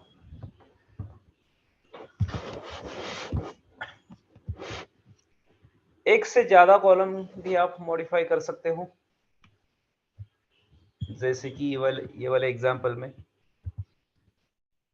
आप अपडेट करने जा रहे हो EMP table, and what modifications you are going to do is, एक तो ईनेम कॉलम के अंदर एक नया वैल्यू आप अपडेट कर रहे हो, और सेल नाम का एक और कॉलम है उसकी भी वैल्यू आप अपडेट करने जा रहे हो। एंड फॉर विच रिकॉर्ड, तो ऐसा रिकॉर्ड जहाँ पे एम्प्लॉय नंबर का वैल्यू है 101। तो देख लेते हैं ईएमपी टेबल का डेटा।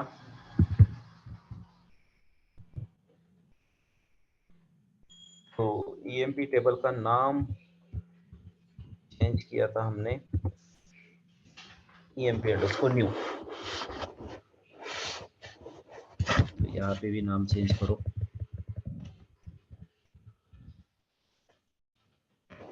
तो update emp_new, set ename equals to Ajay, sal equals to 51,000, where emp number equal to 101। तो ename में करंट नाम क्या है तो जॉन, करंट सैलरी क्या है तो 41,000, और क्या मॉडिफिकेशन होगा तो जॉन के बदले हम अजय करने वाले हैं, 41,000 के बदले 51,000 करने। Let's try this out. So one row updated, verify. तो यस, ईने में आ गया अजय, सैलरी में आ गया 51,000।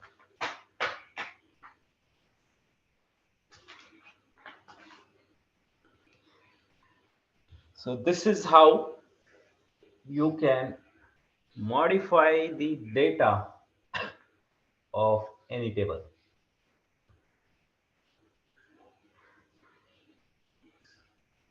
Clear? Yes, sir.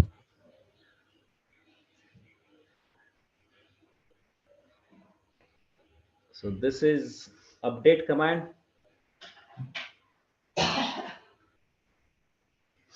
Next command DML category के अंदर हमने देखा था डिलीट। तो delete is used to delete the specific records from the table. तो वो भी देख लेते हैं। सो डिलीट कमांड का सिंटैक्स बहुत ही सिंपल, आपको लिखना होता है डिलीट फ्रॉम टेबल का नाम, आगे वेयर क्लॉज के अंदर कंडीशन।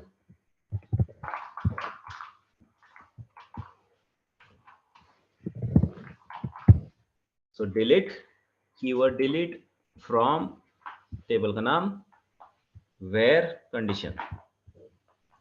अगेन वेयर क्लॉज हमेशा ऑप्शनल होता है, आपके रिक्वायरमेंट के हिसाब से आप यूज करोगे। वेयर क्लॉज अगर आप यूज नहीं करते डिलीट के साथ, तो फिर डिलीट क्या करेगा?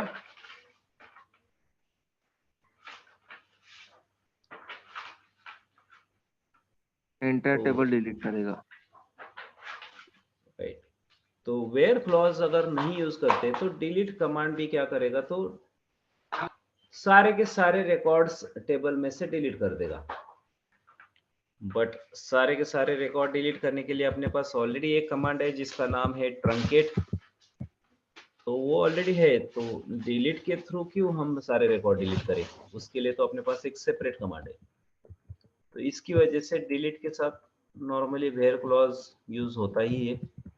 वेयर क्लॉज के अंदर हम कंडीशन डालते हैं और इस कंडीशन पे मैच होने वाले जो रिकॉर्ड्स होंगे सिर्फ वही रिकॉर्ड डिलीट हो जाएंगे इंस्टेड ऑफ ऑल। और डिलीट कमांड का पर्पस वही है कि स्पेसिफिक रिकॉर्ड्स को डिलीट करना। और स्पेसिफिक रिकॉर्ड्स कैसे डिसाइड होंगे, तो वेयर क्लॉज के अंदर जो भी कंडीशन डाली है उस कंडीशन के बेसिस पे डिसाइड होंगे।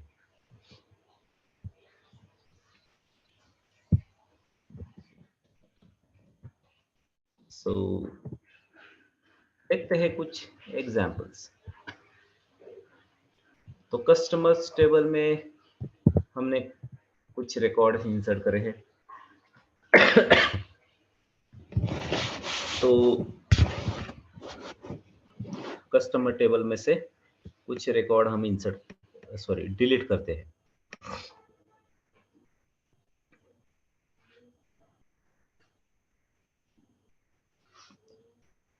उसके पहले DML कमांड पढ़ते टाइम हमने देखा था कि DML commands are not auto commit by default. यानी कि DML कमांड चलाने के बाद जो कुछ भी चेंजेस हुए हैं डेटाबेस में, आपके पास एक चांस रहता है उसको अंडू करने का। क्योंकि हर एक DML कमांड के बाद आपको उसको एक्सप्लिसिटली सेव करना होता है। तो इंसर्ट के बाद नया रिकॉर्ड इंसर्ट होता है, अपडेट से डेटा मॉडिफाई होता है, डिलीट से रिकॉर्ड डिलीट होता है। तो ये जो कुछ भी चेंजेस हुए हैं, इन चेंजेस को अगर आपको परमानेंटली सेव करना है डेटाबेस में, तो आपको एक्सप्लिसिटली दूसरा कमांड चलाना पड़ता है एक और, तब जाके चेंजेस सेव होते हैं। तो या तो सेव करने के लिए कमांड है, और सेव नहीं भी करना है, गलती से कमांड चला लिया, उसको चेंजेस जो है सेव नहीं करने हैं, तो उसके लिए भी एक अलग सा कमांड है, वो आपको चलाना पड़ता है। तो वो भी एक बार देख लेते हैं। बट MySQL और MariaDB डेटाबेस, इन दो डेटाबेस के अंदर बाय डिफॉल्ट एक कॉन्फ़िगरेशन सेटिंग किया होता है। क्या होता है वो? तो जो भी आप इंसर्ट अपडेट डिलीट कमांड चलाओगे, DML कमांड, तो वो अपने आप चेंजेस सेव कर देता है, क्योंकि कॉन्फ़िगरेशन उसका डिफॉल्ट कॉन्फ़िगरेशन उन्होंने वैसे सेट करके रखा है कि जब भी इंसर्ट अपडेट या डिलीट क्वेरी आप चलाओगे तो तुरंत वो चेंजेस को सेव कर देगा। उस सेटिंग्स को आप चेंज कर सकते हो। तो हम क्या करेंगे, उस सेटिंग को चेंज करेंगे, और यहाँ पे हम देख भी लेते हैं कि अगर कुछ गलती से हमने कमांड चला भी दिया, तो उसको वो वाले चेंजेस अगर अंडू करने भी है तो कैसे अंडू करने हैं, वो भी हमें देखना है। तो सबसे पहले तो उस सेटिंग को चेंज कर लेते हैं। उस सेटिंग का नाम शायद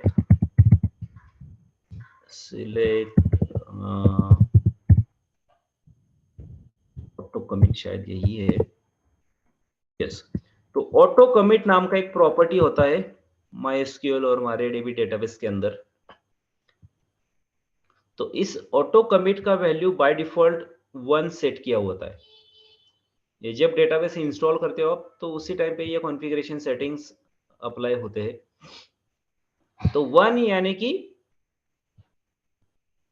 ये ऑटो कमिट हो जाएगा, मतलब जो भी कमांड आप चलाओगे, इंसर्ट अपडेट डिलीट, तो अपने आप वो कमिट कर देगा। कमिट कर देगा यानी कि सेव कर देगा। 0 यानी कि फॉल्स, 1 यानी कि ट्रू। तो ऑटो कमिट 1 है यानी कि ट्रू है, ट्रू है यानी कि वो अपने आप चेंजेस जो है सेव कर रहा है। अपने को इसको फॉल्स करना है, तो उसके लिए शायद एक कमांड है सेट नाम का। तो set auto commit equal to let's say 0। तो ऑटो कमिट सेट सक्सीडेड, तो ऑटो कमिट की वैल्यू मैंने 0 सेट कर दी। पहले था 1 यानी कि ट्रू, 0 यानी कि फॉल्स। फॉल्स किया है मतलब यानी कि अभी ऑटो कमिट नहीं होगा, मुझे मैन्युअली करना होगा। बट अगेन ये मेरे पास जो एप्लीकेशन है ओरेकल एसक्यूएल डेवलपर, इसमें थोड़ा बग है, क्योंकि ये एप्लीकेशन एक्चुअली ओरेकल डेटाबेस के लिए बना हुआ है, बट मैं इसको यूज कर रहा हूँ MariaDB के साथ। तो कुछ कॉन्फ़िगरेशन सेटिंग्स यहाँ पे प्रॉपरली अप्लाई नहीं होते। तो what I will do, I will connect to the database using terminal. तो डेटाबेस को कनेक्ट करने के कई सारे तरीके होते हैं, जैसे कि एक तरीका हमने यहाँ पे देखा है कि एक एप्लीकेशन के जरिए हम कनेक्ट कर रहे हैं। आपके सिस्टम में हमने MySQL वर्कबेंच डाला है, मेरे इसमें ओरेकल एसक्यूएल डेवलपर है, तो इस एप्लीकेशन के जरिए हम डेटाबेस पे कनेक्ट कर रहे हैं। दूसरा तरीका है टर्मिनल के थ्रू भी आप कनेक्ट कर सकते हो। टर्मिनल यानी कि पता है आपको क्या होता है terminal? Do you guys know? No sir. Terminal यानी कि क्या? सर जोड़ना। ना, टर्मिनल यानी कि तुम्हारा कमांड प्रॉम्प्ट। कमांड प्रॉम्प्ट पता है विंडोज में होता है? Yes sir. तो आप स्टार्ट मेनू में जाते हो, और सर्च करते हो कमांड से, तो Yeah, ये okay. देखो ये कमांड प्रॉम्प्ट आता है। तो विंडोज में उसको कमांड प्रॉम्प्ट बोलते हैं, लाइनेक्स की भाषा में उसको टर्मिनल बोलते हैं। लाइनेक्स या यूनिक्स ऑपरेटिंग सिस्टम के अंदर उसको टर्मिनल बोलते हैं, विंडोज में इसको कमांड बोलते हैं। तो कमांड प्रॉम्प्ट होता है, और आजकल विंडोज 10 के आगे, विंडोज 10 नहीं 8, शायद विंडोज 8 ऑनवर्ड्स पावर शेल करके भी एक आता है। तो दो कमांड प्रॉम्प्ट आते हैं बेसिकली आजकल, एक विंडोज का जो पहले का था वो कमांड प्रॉम्प्ट, और अभी एक पावर शेल, से दो आते हैं। तो दोनों भी टर्मिनल ही है एक्चुअली। तो ये डॉस बेस्ड एप्लीकेशन है, मतलब इसका कोई यूआई नहीं होता है, ये भी एक एप्लीकेशन ही है, बट ये कमांड लाइन एप्लीकेशन है। तो यहाँ पे जो कुछ भी काम करना है कमांड चला के करना होता है आपको। यहाँ पे यूआई नहीं दिखता आपको, तो जैसे कि माउस के जरिए आप इधर उधर क्लिक करो तो अपने आप एक्शन हो जाएगा। यहाँ पे जो कुछ भी करना है कमांड के थ्रू करना होता है। So I am gonna connect to my database using command.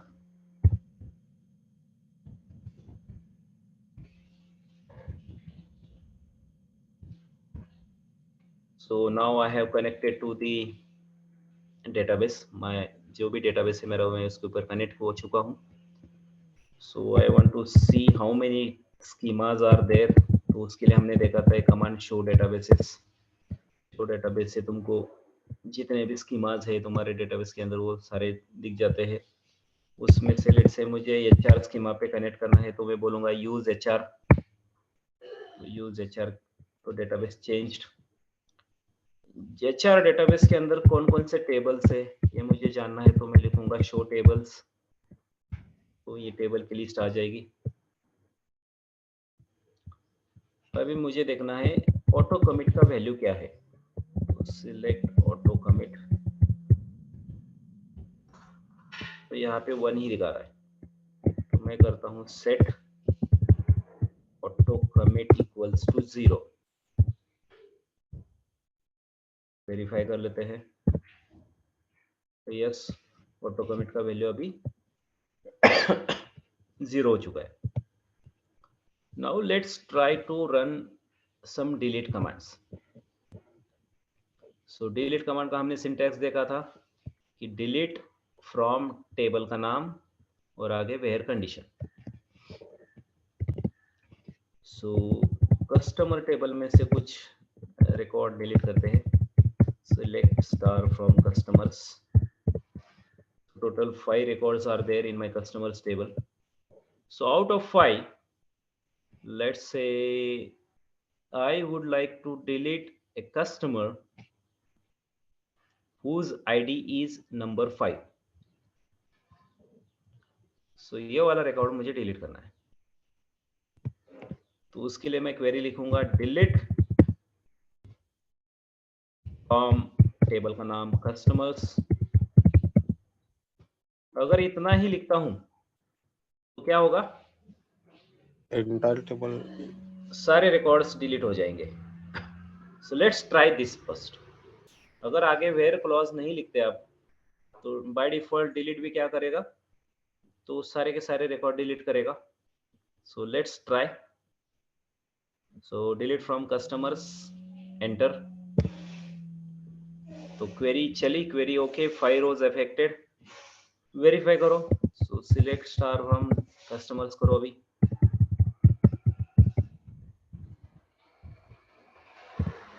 C table पूरा खाली है, कोई भी रिकॉर्ड नहीं है कस्टमर टेबल के अंदर, क्योंकि डिलीट कमांड ने क्या किया, सारे के सारे रिकॉर्ड डिलीट कर डाले। सो ऐसा कुछ हुआ है गलती से, but as delete is a DML command and DML commands are not auto commit by default, तो एटलीस्ट आपके पास एक चांस है चेंजेस अंडू करने के लिए। तो हमने चेंजेस सेव करने के लिए कमांड पढ़ा था और चेंजेस अंडू करने के लिए भी एक कमांड पढ़ा था। तो चेंजेस सेव करने के लिए कौन सा कमांड देखा था हमने, याद है कुछ? Commit right. अगर चेंजेस आपको सेव करने हैं तो उसके लिए कमांड है कमिट, और चेंजेस अंडू करने के लिए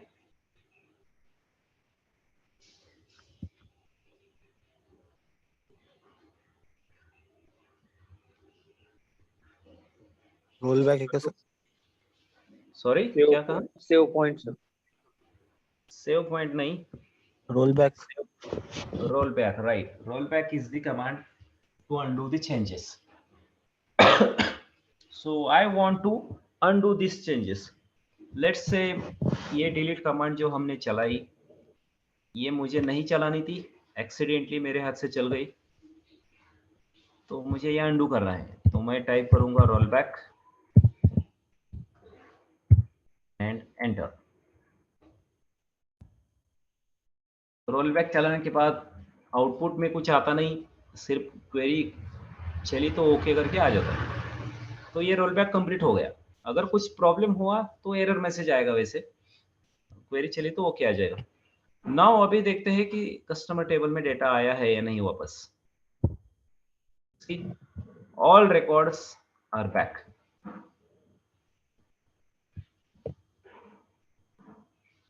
तो ये है रोल बैक।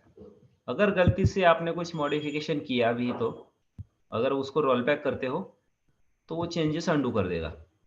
तो ये डिलीट, इंसर्ट और अपडेट, ये 3 कमांड के लिए चलेगा। तो इंसर्ट से आपने गलती से एक आधा रिकॉर्ड इंसर्ट किया था जो नहीं करना था, तो इंसर्ट के बाद आप रोल बैक चलाओगे तो वो रिकॉर्ड फिर अंडू हो जाएगा।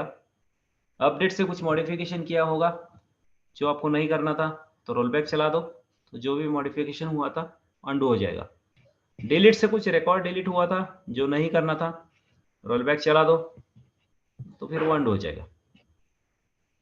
जैसे कि हमने यहाँ पे देखा, तो पहले सारे रिकॉर्ड डिलीट करिए, उसके बाद सिलेक्ट स्टार फ्रॉम कस्टमर्स किया तो कुछ भी नहीं दिख रहा था क्योंकि रिकॉर्ड डिलीट हो चुके थे। उसको हमें अंडू कर दिया। अंडू करने के बाद वापस देखा सिलेक्ट चला के, तो सारे के सारे रिकॉर्ड्स वापस आ गए।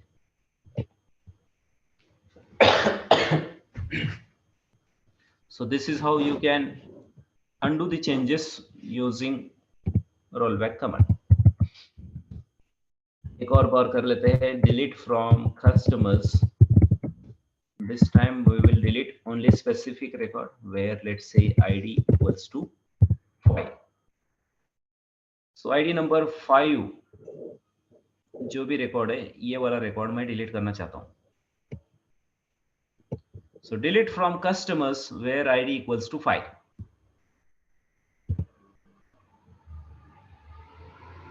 तो क्वेरी चल गई, 1 row affected. Let's verify. Select star from customers. So ID number 5 वाला रिकॉर्ड अभी नहीं है तुम्हारे रिजल्ट में, क्योंकि उसको हमने यहाँ पे डिलीट कर दिया। एक और बार रोल बैक कर देते हैं।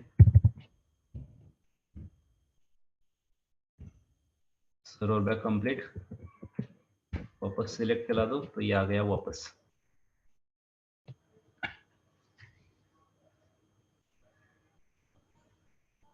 सो रोल बैक समझ में आया कैसे करता है अंडू चेंजेस?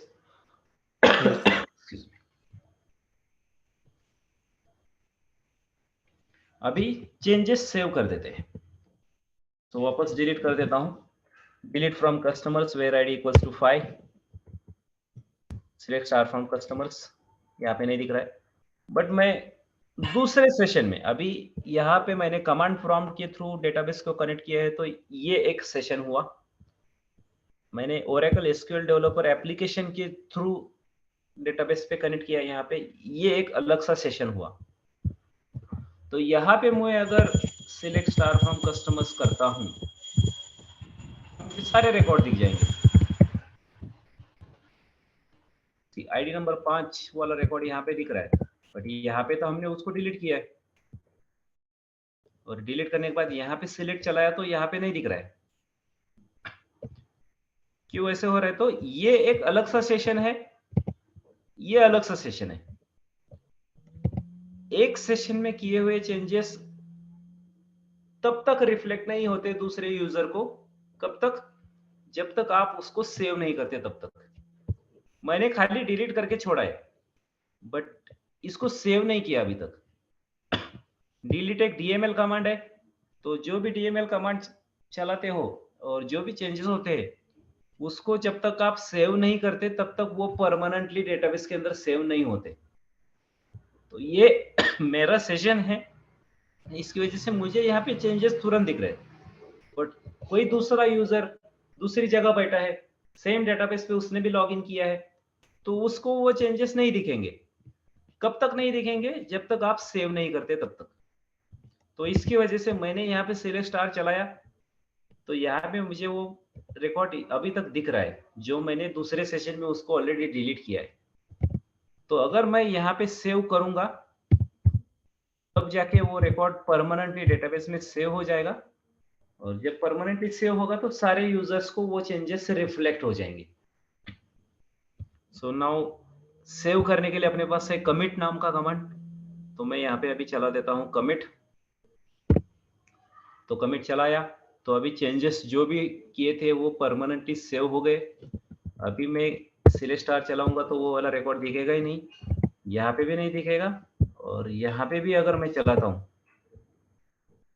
यहाँ पे नहीं दिखना चाहिए। क्यों दिख रहा है? I don't know really, but ऐसा प्रैक्टिकली रियल टाइम में होता नहीं। तो यहाँ पे हमने कमिट किया है तो एक्चुअली यहाँ पे वो चेंजेस रिफ्लेक्ट होने चाहिए। मे बी ये एप्लीकेशन का एक्चुअली इशू है, ये ओरेकल एसक्यूएल डेवलपर में थोड़े बग्स है, मतलब दूसरे डेटाबेस के साथ आप इसको यूज करते हो तो ये ठीक से नहीं चलता, ओरेकल के साथ एकदम प्रॉपरली चल जाता है क्योंकि ये बना है ओरेकल के लिए ही, बट मैं इसको किसी दूसरे डेटाबेस के साथ यूज कर रहा हूँ, तो इसकी वजह से यहाँ पे प्रॉपरली चेंजेस रिफ्लेक्ट नहीं हो रहा है।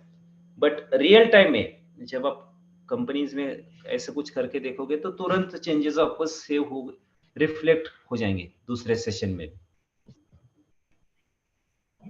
ठीक है?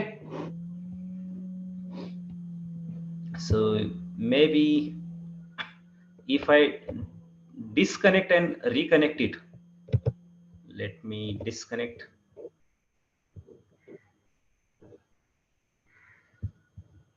and again reconnect. So use HR and then select star from customers. इस टाइम पे नहीं दिख रहा है वो रिकॉर्ड, तो सेव हो गया।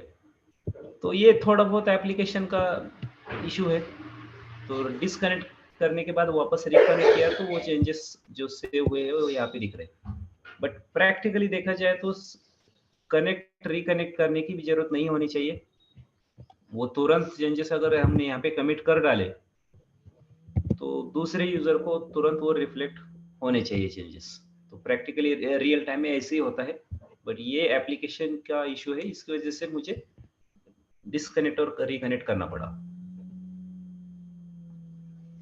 ठीक है? Excuse me. सो कमिट से चेंजेस सेव हो जाते हैं, रोल बैक से अंडू होता है। सो क्लियर है commit and roll back? Yes sir.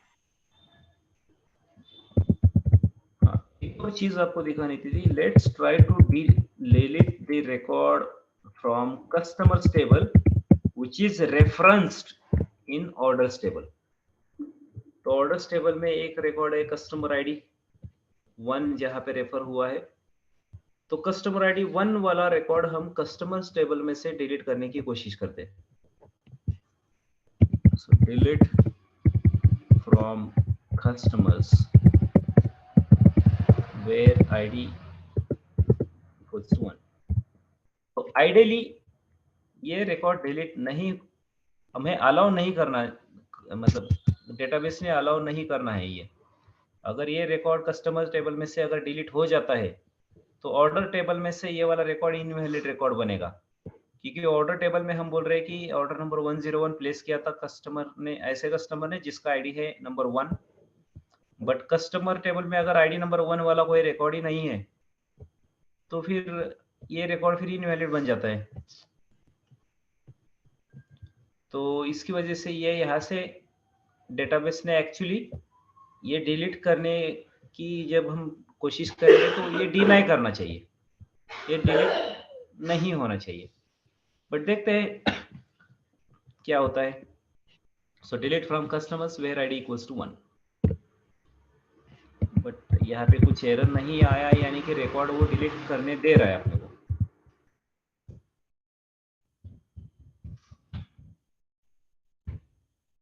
Delete हो गया यहाँ से, जो कि नहीं करना था। लास्ट वर्जन में मैंने देखा था, जब प्रीवियस बैचेस में हमने ये वाला एग्जांपल देखा था, तो ये डिलीट हमें करने नहीं दे रहा था। बट आई डोंट नो अभी आजकल कैसे करने दे रहा है। तो अभी ये जो मेरे पास डेटाबेस का वर्जन है, ये मैंने अपग्रेड किया तो नया वर्जन है, तो इसके अंदर कैसे क्या ये करने दे रहा है I don't know. But practically sorry real time में ये अलाउ नहीं करने देता आपको। जब आप डिलीट करने की कोशिश करोगे तो वहाँ पे एरर मैसेज आ जाता है कि ये रिकॉर्ड किसी दूसरे टेबल के अंदर रेफर हुआ है, तो आप इसको डिलीट नहीं कर पाते, ऐसे करके एरर आता है। यहाँ पे मे भी थोड़ा सा कुछ तो है गड़बड़, तो यहाँ पे डिलीट हो रहा है, बट रियल टाइम में ये आपको अलाउ नहीं करने देता। Excuse me. ठीक है,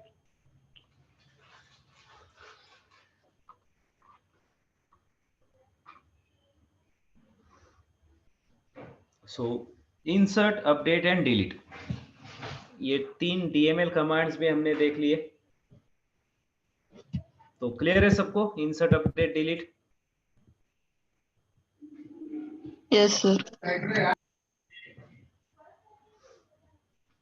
तो इंसर्ट से डेटा इंसर्ट होता है, अपडेट से मॉडिफाइड, डिलीट से डिलीट। इंसर्ट, अपडेट, डिलीट देखा, कमिट एंड रोल बैक भी कैसे काम करता है ये भी देख लिया।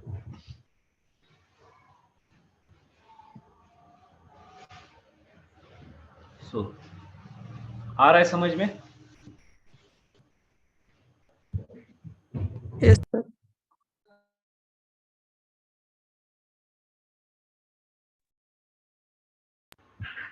गुड।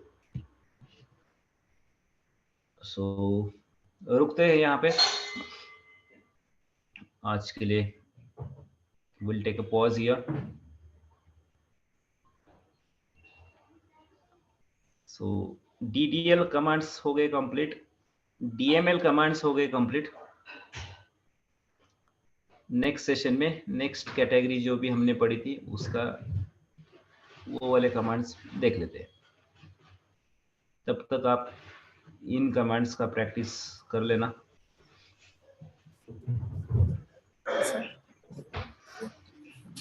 ठीक है, so I will stop the recording here, will take a pause here.